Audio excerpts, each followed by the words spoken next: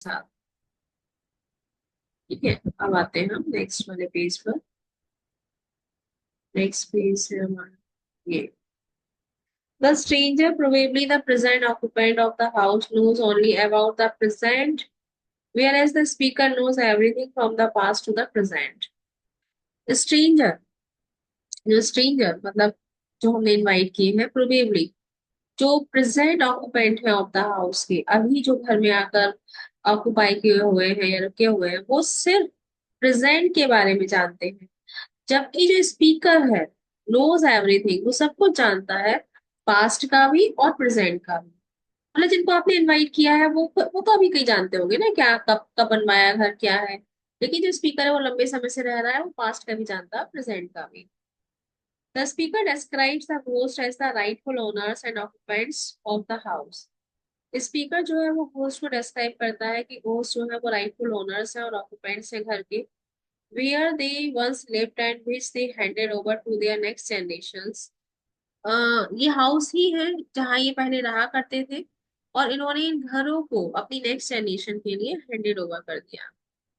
But they belong to a different world now. लेकिन अब ये जो हमारे स्पिरिट्स हैं या सोल्स हैं, अब ये इस दुनिया का हिस्सा तो रहे नहीं। ये अब डिफरेंट वर्ल्ड से बिलोंग करते हैं। और डिफरेंट वर्ल्ड क्या है? The world of spirits that floats around the human world of reality. Underline कर लीजिए। वर्ड ऑफ स्पिरिट को माना जाता है कि वर्ड ऑफ स्पिरिट तैरता रहता है किसके चारों ओर? हमारे ह्यूमन वर्ल्ड, जो हमारी जो रियल वर्ल्ड है, मेटेरियलिस्टिक वर्ल्ड है, उसके चारों ओर ये जो वर्ड ऑफ स्पिरिट से ये फ्लोट करता रहता है। The moonlight streaming through the dark cloud on the surface of the sea look like a floating bridge that shakes and looks unsteady due to the movement of the water. जो moonlight है streaming through a dark cloud, जो stream करती हुई emerge बाहर आती है dark cloud से, कहाँ पर? सी के सरफेस पर। वो मूनलाइट कैसी नजर आती है? मानो कि फ्लोट, तैरते हुए ब्रिज की तरह। और वो पुल जो है, तैरता हुआ जो पुल है, वो हिलता है और अनस्टडी नजर आता है due to the movement of the water, water के मूवमेंट की वजह से। This bridge of light connects the living on earth to their departed loved ones. ये जो ब्रिज ऑफ लाइट है, ये कनेक्ट करती है अर्थ के लिविंग लिविंग बीइंग को, इससे? To their departed loved ones, उनके गए हुए लोगों के साथ। The latter are the only ones who can cross over to the world of the living using this bridge. Later, जो बाद वाले हैं, वो सिर्फ वही लोग हैं who can cross over, वो क्रॉस ओवर कर सकते हैं लिविंग वर्ल्ड को यूजिंग द ब्रिज। इस ब्रिज को, लेटर का मतलब होस्ट की बात हो रही है। सिर्फ हम कुछ नहीं कर सकते, होस्ट ही ऐसे होते हैं जो क्रॉस करके आ सकते हैं द वर्ड ऑफ लिविंग को यूजिंग दिस ब्रिज, इस ब्रिज को यूज कर। This the spirits of our departed loved ones, हमारे प्रिय लोगों की जो स्पिरिट्स हैं, कम टू अस, हमारे पास आती हैं in the form of memories. Underline कर लीजिए, मेमोरीज के फॉर्म में आती हैं। And keep our thoughts above dark abyss, the deep charm of despair and depression.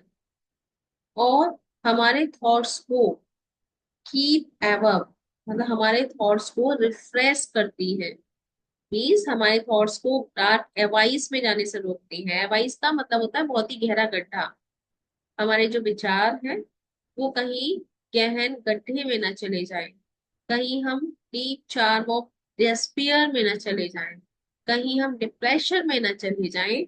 उन सब चीजों से परे ये हमारे थॉट्स को ऊपर बनाए रखती है। हमारा मतलब देखा जाए तो ये जो हमारी ओल्ड स्पिरिट्स हैं, जो हमारी डेड सोल्स की जो स्पिरिट्स हैं, जो हमारी डेड लव्स वंस की जो स्पिरिट्स हैं, ये हमारे पास आती हैं in the form of memories. हम इनको याद करते हैं और ये हमें इन्फ्लुएंस करती है कि हम अपने थॉट्स को एवव रखें।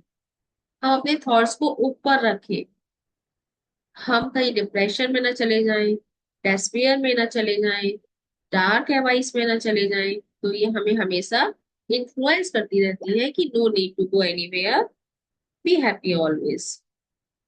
दस the benevolent spirits of our loved ones, इस तरह से हमारी जो लव्ड वन की बेनिवोलेंट स्पिरिट्स है, मर्सीफुल स्पिरिट्स है, वो हमारे हार्ट में रहती है, आवर मेमोरीज हमारी यादों में रहती है, and our homes loving, reassuring and protecting us, हमारे घरों में रहती है, हमें प्यार करती है, हमें श्योरिटी देती है और हमें प्रोटेक्ट करती है।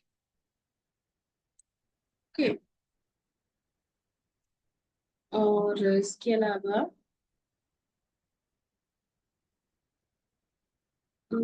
स्टाइल